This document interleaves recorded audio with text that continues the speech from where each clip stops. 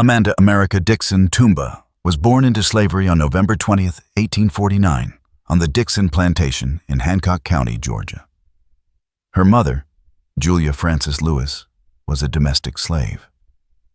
Her father, David Dixon, was a prominent slave owner and agricultural reformer, as well as one of the wealthiest plantation owners in the area. Amanda's birth was tragic. Her mother, Julia, was only 12 years old when she was forcibly taken from her 40-year-old master. Julia became a mother herself at the age of 13. For a time, Amanda lived with her mother and grandmother.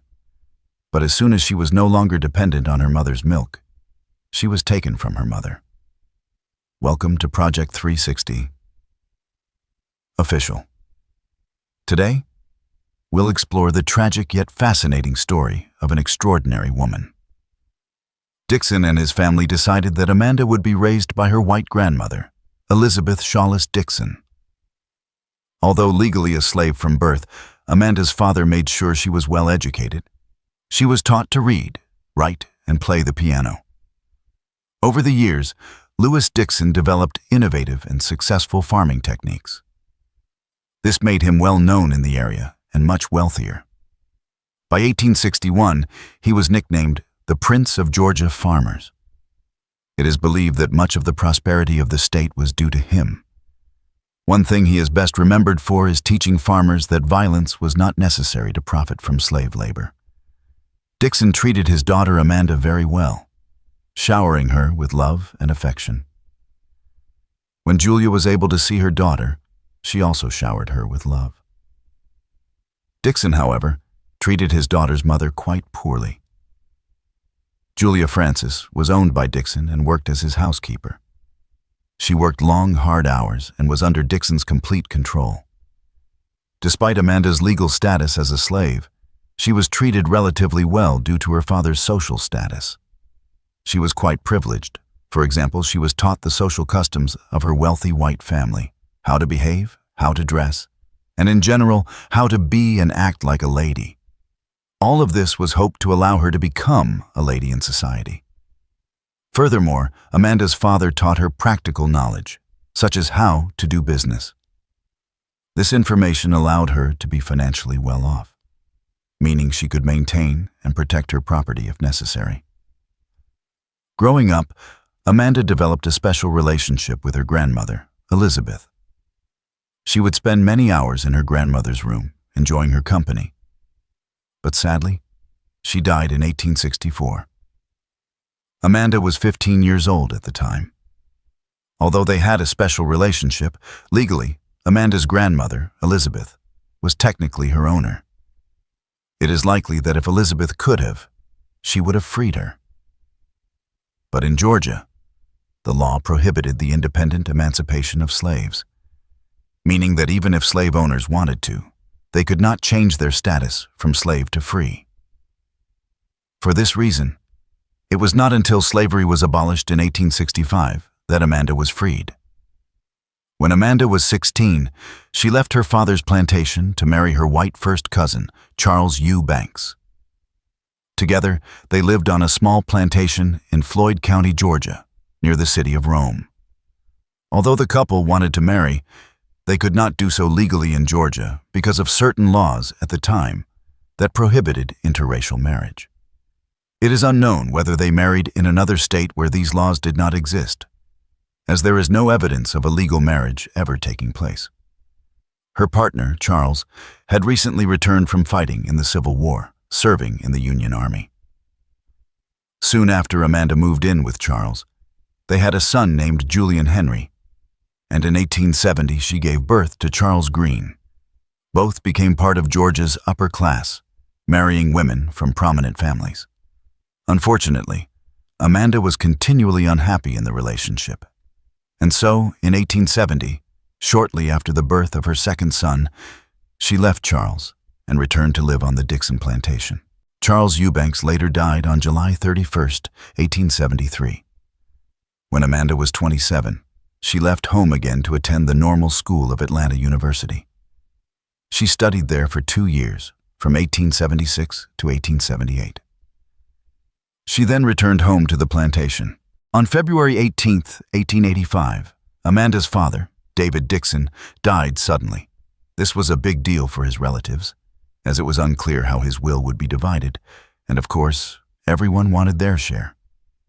David Dixon's will stated that all of his property and assets, including over 15,000 acres of land, personal property, and $3,000 in cash, would be left to his daughter, Amanda Dixon, and her 2 sons. The will stated that the estate would be left to her good judgment and unlimited discretion. Furthermore, it prohibited any interference from anyone, including any future husbands.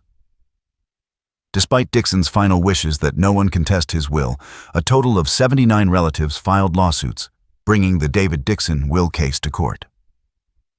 Many arguments were made to prevent Amanda Dixon from inheriting her late father's estate. One point often raised was that David Dixon was not of sound mind when he wrote the will.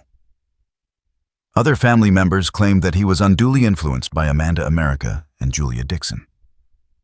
Some family members even went so far as to say that Amanda was not really his daughter. The case was first heard by the probate court, which ruled in favor of the will. After an appeal in November 1885, it was taken to the Hancock County Supreme Court. Once again, the court upheld the will. Dissatisfied with the outcome, Amanda's distant relatives appealed again. The case eventually reached the Georgia Supreme Court. Ultimately, Associate Justices Samuel Hall and Mark Blamford ruled that Amanda was entitled to everything Dixon had left her in his will. The ruling invoked the 14th Amendment to the United States Constitution, which states that property rights are equal for all people, regardless of race. Finally, more than 2 years after her father's death, Amanda was finally able to dispose of her inheritance. As a result, she became one of the wealthiest African-American women of the 19th century.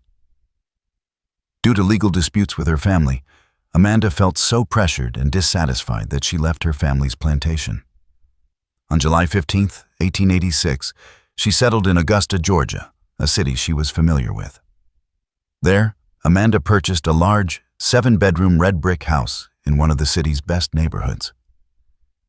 After a short time in Augusta, Amanda's wealth allowed her to become part of the city's elite black community. Her intelligence, elegance, good nature, and wealth made her popular and well-known among Georgia's upper class. On July 14, 1892, Amanda married Nathan Tumba. Her husband had many similarities with her. Like Amanda, Nathan was well-educated, wealthy, and of mixed race. He was also born into slavery, but he learned the ways of upper-class white gentlemen while working as a personal assistant to Colonel Henry Toomer. In the months after their marriage, Amanda suffered from numerous health problems and was regularly attended to by her family physician, Thomas D. Coleman. Eventually, her health improved, but it would deteriorate again due to a stressful family trial.